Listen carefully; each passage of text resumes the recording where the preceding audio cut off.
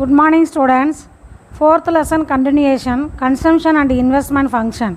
Page number 68. Non-availability of consumer goods. அதாவது நுகர்வு பொருள் அவ்வளவுக்கா அவைலபிளாக இல்லை. The multiplier theory assumes instantaneous supply of consumer goods following demand.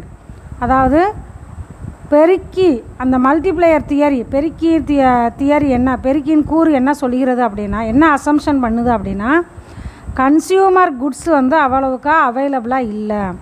But there is often a time lag, அடிக்கடி இல்லாமல் போகுது, சில நேரங்களில் கிடைக்கிது. During this gap inflation is likely to rise. அந்த இன்பிட்வீன் கேப்பில் இன்ஃப்ளேஷன் ஏற்படுது, பண வீக்கம் ஏற்படுகிறது. அதாவது கன்சியூமர் குட்ஸ் கிடைக்காத நேரத்தில் இன்ஃப்ளேஷன் ஏற்படுகிறது. This reduces the consumption expenditure and thereby multiplier value. அந்த நேரத்தில் என்ன ஆகுது அப்படின்னா, அதாவது இன்ஃப்ளேஷன் அதிகமாகும்போது நுகர்வு செலவு குறைகிறது. ஸோ மல்டிப்ளையர் வேல்யூவும் குறைகிறது. Full employment situation. Under conditions of full employment resources are almost fully employed. அதாவது ஃபுல் எம்ப்ளாய்மெண்ட் சிச்சுவேஷன் அப்படின்னா எல்லாருக்கும் வேலைவாய்ப்பு கிடைக்கணும் அப்படின்னா எல்லா ரிசோர்ஸஸையும் பயன்படுத்தினா தான் ஃபுல்லாக எல்லாருக்கும் வேலை கிடைக்கும். So additional investment will lead to inflation. So இன்னும் அடிஷ்னலாக இன்வெஸ்ட்மெண்ட் பண்ணும்போது ஆட்டோமேட்டிக்காக என்ன ஏற்படுதுன்னா இன்ஃப்ளேஷன் ஏற்படுது, பண வீக்கம் ஏற்படுகிறது. Rather than generation of additional real income. So அதுக்கு அடுத்து என்ன ஆகுதுன்னா ரியல் இன்கம் அவங்களுக்கு அதிகமாக வந்துக்கிட்டே இருக்குது. யூசஸ் ஆஃப் மல்டிப்ளையர், பெருக்கியின் பயன்கள். Multiplier highlights the importance of investment, income and employment theory.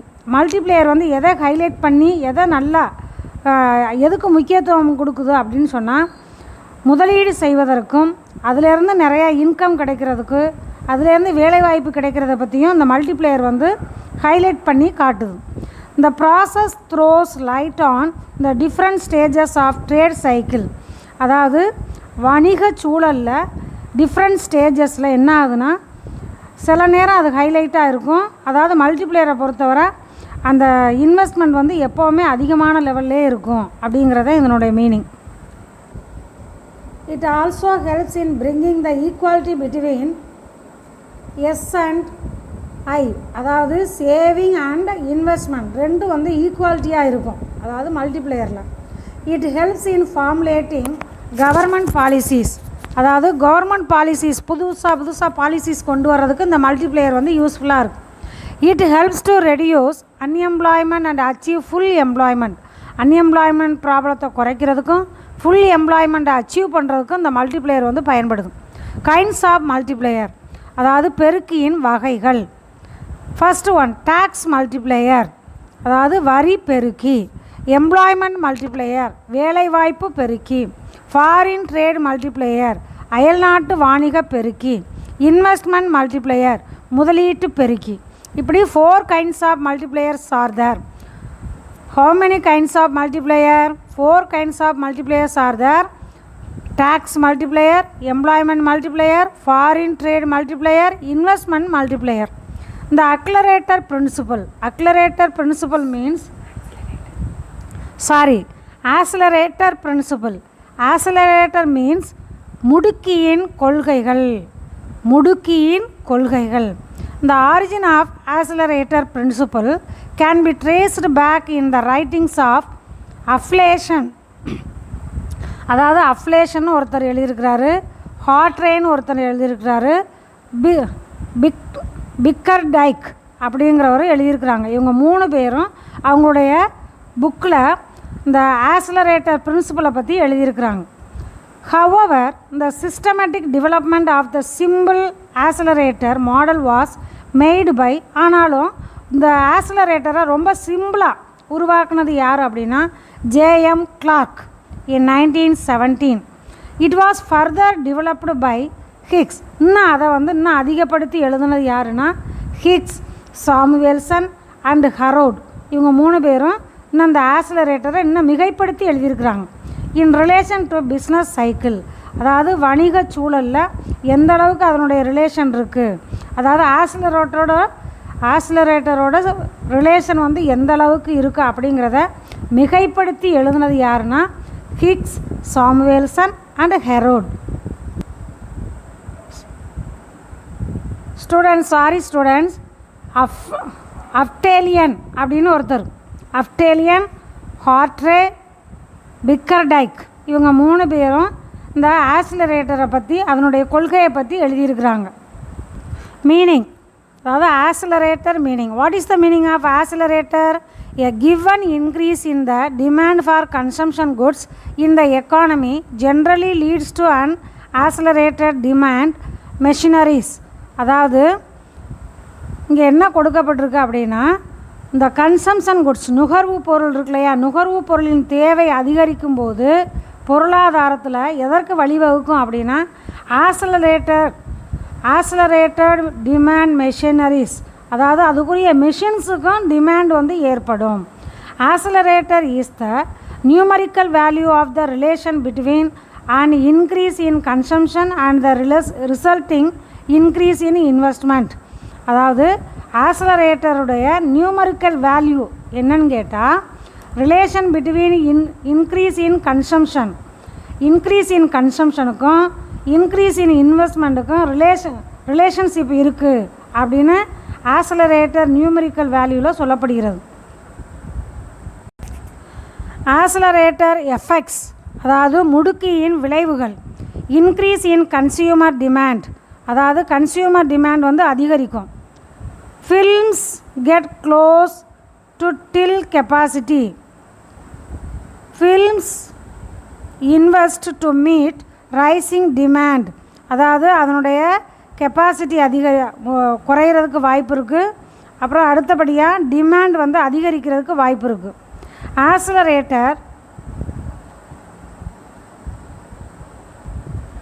Accelerator beta equal to del I by del C. Del I means del investment is equal to change in investment outlays say 100, அதாவது 100ன்னு வச்சுக்கிடுவோம். del இன்வெஸ்ட்மெண்ட்டுங்கிறது 100. del C consumption, change in consumption demand say 50. இது வந்து consumption demand வந்து 50ன்னு வச்சுக்கிடுவோம். இந்த accelerator expresses the ratio the net change in investment to change consumption. அதாவது இந்த accelerator வந்து என்ன எக்ஸ்ப்ரெஸ் பண்ணுது அப்படின்னா, இந்த change in investment, change in consumption ரெண்டுக்கும் என்ன சேஞ்சஸ் இருக்குது, அதனுடைய நிகர மாற்றத்தை பற்றி கூறப்படுகிறது. Accelerator definition. What is the definition of accelerator? The accelerator coefficient is the ratio between induced investment and an initial change in consumption. அதாவது ஆக்சிலரேட்டர் கோஎஃபிஷியன்ட் இஸ் த, ரெண்டுக்கும் வந்து தொடர்புடையது. ரேஷியோ பிட்வீன் எதற்குரிய வீதம், இன்டியூஸ்டு இன்வெஸ்ட்மெண்ட்டுக்கும் இனிஷியல் சேஞ்ச் இன் கன்சம்ஷன் நுகர்வில் ஏற்படக்கூடிய மாற்றத்திற்கும் தொடர்பு உள்ளது. Assuming the expenditure of 50 crores. இப்போ வந்து ஒரு எக்ஸாம்பிள் சொல்கிறாங்க, நமக்கு வந்து செலவு வந்து 50 crores ஆன் கன்சம்ஷன் குட்ஸ், நுகர்வு செலவுக்கு வந்து இப்போ 50 crores செலவழிக்கிறாங்க. If industries lead to an investment of 100 crores in investment goods, industries என்ன செய்யுது, இன்வெஸ்ட்மெண்ட் குட்ஸ் வந்து 100 crores வாங்குகிறாங்க. Goods industries, we can say that the accelerator is 2. அதாவது இதில் வந்து ஆக்சிலரேட்டர் வந்து எப்படி சொல்லலாமா, 2ன்னு சொல்லலாம். என்ன சொல்கிறாங்கன்னா, இந்த இன்வெஸ்ட்மெண்ட் குட்ஸ் வந்து 100 இருக்கு இல்லையா, ஆக்சுவலி கன்சம்ஷன் குட்ஸ் வந்து 50 crores. இதை வந்து இது 100/50 இதை நமக்கு அடி கொடுக்கும்போது என்னன்னா ஆக்சிலரேட்டரோட ஆன்சர் என்னவாக இருக்கும்னா 2. அசம்ஷன்ஸ், ஆக்சிலரேட்டரோட அசம்ஷன் அதாவது எடுகோள்கள். Absence of excess capacity in consumer goods industries, அதாவது கன்சியூமர் குட்ஸ் இண்டஸ்ட்ரீஸில் தேவையான பொருள் இல்லை. கான்ஸ்டன்ட் கேபிட்டல் அவுட்புட் ரேஷியோ, அதாவது நிலையான மூலதனம் இருக்கும். அடுத்தது increase in demand is assume to be permanent, அதாவது தேவைகள் வந்து பெர்மனண்ட்டாக இருக்கும் அப்படின்னு அஸ்யூம் பண்ணி சொல்கிறாங்க. Supply of funds and other inputs is quite elastic, அதாவது ஃபண்ட்ஸ் வந்து எப்போவுமே அதுக்கு தேவையான பணம் வந்து எப்போவுமே நெகிழ்வுத்தன்மை உடையதாக இருக்கும். எலாஸ்டிக் அப்படின்னா ஏற்ற இறக்கங்கள் இருக்க வாய்ப்பு இருக்கும். தேவையான ஃபண்ட்ஸு கிடைக்கும், சில நேரம் கொஞ்சம் குறைவாக இருக்கும், அப்படிங்கிறது elastic. Capital goods are perfectly divisible in any required size, அதாவது மூலதன பொருள் வந்து எப்போவுமே அங்கே பெர்ஃபெக்ட்லி டிவிசபிள், பெர்ஃபெக்டாக அங்கே கிடச்சிக்கிட்டே இருக்கும். இதுதான் என்னது? அசம்ஷன்ஸ், ஆக்சிலரேட்டருடைய assumptions. Operation of the acceleration principle, அதாவது இந்த ஆக்சிலரேஷனுடைய கொள்கையை எப்படி பயன்படுத்துகிறாங்க. Let us consider a simple example. இந்த operation of the accelerator may be illustrated as follows, கீழே உள்ள மாதிரி சொல்லப்பட்டிருக்கு. Let us suppose that in order to produce 1000 consumer goods, அதாவது 1000 கன்சியூமர் குட்ஸ் வந்து நம்ம ப்ரொடியூஸ் பண்ணுறாங்கன்னு வச்சுக்கிடுவோம். 100 மெஷின்ஸ் ஆர் ரெக்யூர்ட், அதுக்கு வந்து 100 மெஷின்ஸு தேவை. Also suppose that working life of a machine is 10 years, அந்த மெஷின் வந்து 10 இயர்ஸுக்கு எந்த ப்ராப்ளமும் இல்லாமல் நல்லா இயங்கிக்கிட்டு இருக்கும். This means that every year 10 machines have to be replaced in order to maintain the constant flow of 1000 consumer goods. 1000 consumer goods produce பண்ணுறதுக்கு எவ்ரி இயர் 10 மெஷின்ஸை வந்து அவங்க மாற்ற வேண்டியதாக இருக்கும். சரியா? ஏன்னா மொத்தம் 100 மெஷின்ஸு தேவை, அதில் எவ்ரி இயர் 10 மெஷின்ஸை அவங்க ரீப்ளேஸ் பண்ண வேண்டியது இருக்கும். This might be called replacement demand, இதுக்கு பேர் தான் என்னது? Replacement demand. Suppose that demand for consumer goods rises, இப்போ கன்சியூமர் குட்ஸ் வந்து அதனுடைய டிமாண்ட் வந்து அதிகரிக்குதுன்னு வச்சுக்கோங்க, by 10%, அதாவது that is from 1000 to 1100 consumer goods வந்து தேவைப்படுது. ஸோ இப்போ என்ன செய்வாங்க? This results in increase in demand for 10 more machines, இன்னும் வந்து 10 more மெஷின்ஸை வாங்குவாங்க, இன்னும் 10 மெஷின்ஸை வாங்குவாங்க. So that total demand for machines is 20. இப்போ எவ்ரி இயர் 10 மெஷின் வாங்கினாங்க இல்லையா, இப்போ எவ்ரி இயர் எவ்வளோ வாங்க வேண்டியது இருக்குது? 20 மெஷின்ஸ் வாங்க வேண்டியது இருக்குது. 10 for replacement and 10 for meeting increased demand, அதாவது அந்த கன்சம்ஷன் குட்ஸோட டிமாண்ட் வந்து இன்க்ரீஸ் ஆச்சு இல்லையா, அதுக்கு 10 மெஷின்ஸு, ரீப்ளேஸ்மெண்ட்டுக்கு 10 மெஷின்ஸ். ஸோ டோட்டலி 20 மெஷின்ஸ் வந்து அவங்க வாங்க வேண்டியது இருக்குது. It may be noted here a 10% increase in demand for consumer goods. அப்போ என்ன நடக்குது? கன்சியூமர் குட்ஸ் வந்து 10% வந்து அதிகரிக்குது, அதனுடைய டிமாண்ட் வந்து அதிகரிக்குது. காசஸ், அதன் காரணமாக 100% increase in demand for machines, அப்போ 100% அந்த மெஷினோட தேவையும் ஏற்படுகிறது. ஃப்ரம் 10 to 20, ஃபஸ்ட்டு வந்து 10, அப்புறம் 20, இப்படி அதிகரிச்சுக்கிட்டே போகும். So we can conclude even a mild change in demand for consumer goods, அதாவது கன்சியூமர் குட்ஸில் லேசான மாற்றங்கள் ஏற்பட்டால் கூட will lead to wide change in investment, அதாவது முதலீட்டிலையும் பெரிய மாற்றங்கள் ஏற்பட வாய்ப்பு உண்டு. டயக்ராமேட்டிக் இல்லுஸ்ட்ரேஷன், முடுக்கியின் செயல்பாடு, ஆப்ரேஷன் ஆஃப் ஆக்சிலரேட்டர். இப்போ அந்த டயக்ராமை பாருங்கள். இன்கம், எக்ஸ் ஆக்சிஸ் வந்து இன்கம், ஒய் ஆக்சிஸ் வந்து saving and investment. SS is the saving curve, அதாவது இந்த கர்வ் போகுது பார்த்தீங்களா, எஸ்ஸு, இந்த எஸ் கர்வ் வந்து saving curve. It is the investment curve, இன்னொரு பேர் அதுக்கு என்னது? இன்வெஸ்ட்மெண்ட் கர்வ் அப்படிங்கிறதும். At point E1 the economy is in equilibrium with OY, OY இதான் OYங்கிறது. OY1 அப்படின்னா இது OY1 இன்கம், OY1ங்கிறது income. Saving and investment are equal at OI2. OI2னா எங்கே இருக்குது? இந்த இருக்குது பாருங்கள்.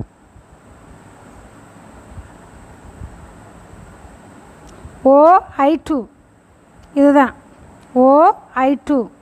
ஸோ சேவிங் என்ன சொல்கிறாங்க? Saving and investment are equal, saving and investment are ஈக்குவல்ங்கிறது OI2. Now investment is increased, இப்போ வந்து இன்வெஸ்ட்மெண்ட் வந்து இன்க்ரீஸ் ஆகுது. Increased from OI2 to OI1 sorry I4. OI2லேருந்து I4க்கு இன்க்ரீஸ் ஆகுது investment. This increases income from OY1. OY1லேருந்து இது இன்க்ரீஸ் ஆகுது. சரியா, இன்க்ரீஸ் ஆகுது, அதான் கொடுத்துருக்காங்க. டு OY3 டு OY1லேருந்து Y3 இப்படி வந்து இன்க்ரீஸ் ஆகுது. இந்த equilibrium point being E3 equilibrium. இப்போ ஈக்குவலிபிரியம்னா இதே ஈக்குவலிபிரியம் பாயிண்ட். அதாவது I4க்கு இன்க்ரீஸ் ஆகும்போது இங்கேயும் Y3க்கு இன்க்ரீஸ் ஆகுது. ஸோ ஈக்குவலிபிரியம்ங்கிறது E3. If the increase in investment by I2 I4ல் இன்க்ரீஸ் ஆகுது. இன்க்ரீஸ் ஆகும்போது இஸ் பியூர்லி எக்ஸாஜினஸ் அப்படின்னா என்ன அர்த்தம்? அதிக அளவில் அதிகரிக்குது. Then the increase in income by Y1 to Y1 Y3 Y1லேருந்து Y3க்கு இன்க்ரீஸ் ஆகுது. would have been due to the multiplier effect. இது என்ன சொல்கிறாங்கன்னா மல்டிப்ளையர் எஃபெக்ட்னால Y1லேருந்து Y3க்கு இன்க்ரீஸ் ஆகுது. But in this diagram it is assumed that exogenous investment is only by I2லேருந்து I3க்கு அதிகரிக்குது. And induced investment is by I3 I4. அதாவது இன்டியூஸ்டு இன்வெஸ்ட்மெண்ட்டுங்கிறது I3லேருந்து I4 வரைக்கும். Therefore increase in income by Y1 Y2. அப்போ இன்கம் வந்து Y1லேருந்து Y2க்கு அதிகரிக்குது. Is due to the multiplier effect and the increase in income by Y2. அதாவது மல்டிப்ளையர் எஃபெக்டில் Y2லேருந்து Y3க்கு இன்க்ரீஸ் ஆகுது. Is due to the accelerator effect. இப்போ ஆக்ஸலரேட்டர் எஃபெக்டோட லிமிட்டேஷன்ஸ், அதாவது எடுகோள்கள், முடுக்கியின் எடுகோள்கள், சாரி லிமிட்டேஷன்ஸ் அப்படின்னா குறைகள், முடுக்கியின் குறைகள். First one, the assumption of constant capital output ratio is unrealistic. அதாவது இந்த நிலையான முதலீடு இருக்கு இல்லையா, அது வந்து என்ன செய்யறோன்னா நம்ப முடியாத ஒன்று எங்கே ஆக்ஸலரேட்டரில். Second one, resources are available only before full employment. அதாவது ஃபுல் எம்ப்ளாய்மெண்ட்டுக்கு முன்னாடி தான் எல்லா ரிசோர்ஸஸும் இருக்கும். ஃபுல் எம்ப்ளாய்மெண்ட் ஆயிடுச்சுன்னா ரிசோர்ஸஸ் எல்லாம் காலி ஆயிரும். ஸோ அது ஒரு குறைபாடு. Third one, excess capacity in capital goods industries is assumed. அதாவது மூலதன பொருட்கள் வந்து அதிகமாக தேவைப்படும் அப்படின்னு அசியூம் பண்ணுறாங்க. எல்லாமே அசியூம் தான். Accelerator will work only if the increased demand is permanent. அதாவது டிமாண்ட் வந்து அதிகரிக்கிறது பெர்மனண்ட்டாக இருந்ததுன்னா ஆக்ஸலரேட்டர் வந்து செயல்பட்டு கொண்டே இருக்கும். Accelerator will work only when credit is available easily. அதாவது ஈஸியாக கடன் கிடச்சிச்சு அப்படின்னா ஆக்ஸலரேட்டரும் நல்லா செயல்பட்டு கொண்டு இருக்கும். If there is unused or excess capacity in the consumer goods industry, அதாவது கன்சியூமர் குட்ஸ் அது வந்து அந்த இண்டஸ்ட்ரியில் உள்ள பொருள் வந்து பயன்படுத்தாமல் அல்லது அதிகமாக இருந்ததுன்னா இந்த accelerator principle would not work. அங்கே வந்து ஆக்ஸலரேட்டரோட கொள்கைகள் செயல்படாது. சூப்பர் மல்டிப்ளையர் மிகை பெருக்கி K and beta interaction. The super multiplier is greater than simple multiplier which includes only autonomous investment. அதாவது அட்டானமஸ் இன்வெஸ்ட்மெண்ட்டில் தான் இந்த சூப்பர் மல்டிப்ளையர் சிம்பிள் மல்டிப்ளையர்லாம் இருக்கும். And to induced investment and no induced investment. Autonomous இன்வெஸ்ட்மெண்ட்டில் தான் சூப்பர் மல்டிப்ளையர் வந்து ரொம்ப கிரேட்டராக இருக்கும். சிம்பிள் மல்டிப்ளையர் வந்து அது அடுத்தபடியாக தான் இருக்கும். ஆனால் அதே இது வந்து இன்டியூஸ்டு இன்வெஸ்ட்மெண்ட்டில் இருக்காது. While super multiplier includes induced investment. அதாவது சூப்பர் மல்டிப்ளையரில் வந்து இன்டியூஸ்டு இன்வெஸ்ட்மெண்ட்டை சேர்த்ததுன்னா அங்கேயும் சூப்பர் மல்டிப்ளையர் வந்து கிரேட்டராக இருக்கும், சிம்பிள் மல்டிப்ளையர் அடுத்தபடியாக தான் இருக்கும்.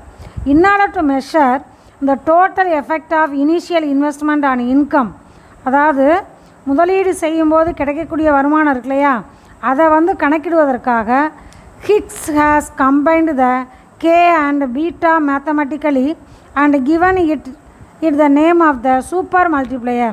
அதுக்கு வந்து ஹிக்ஸ் வந்து என்ன யூஸ் பண்ணியிருக்காருன்னா சூப்பர் மல்டிப்ளையரை பயன்படுத்தியிருக்கிறார். இந்த super multiplier is worked out by combining both induced consumption and induced investment. Super multiplier வந்து எங்கே ஒர்க் ஆகும் அப்படின்னா இன்டியூஸ்டு கன்சம்ஷன்லையும் இன்டியூஸ்டு இன்வெஸ்ட்மெண்ட்லையும் ஒர்க் ஆகும். லீ ஆவரேஜ் எஃபெக்ட் அப்படின்னா நெம்புகோல் இயக்க விளைவு. இந்த combined effect of the multiplier and the accelerator is also called the Lee average effect. அதாவது கம்பைன்டு எஃபெக்ட் எதை சேர்த்தது?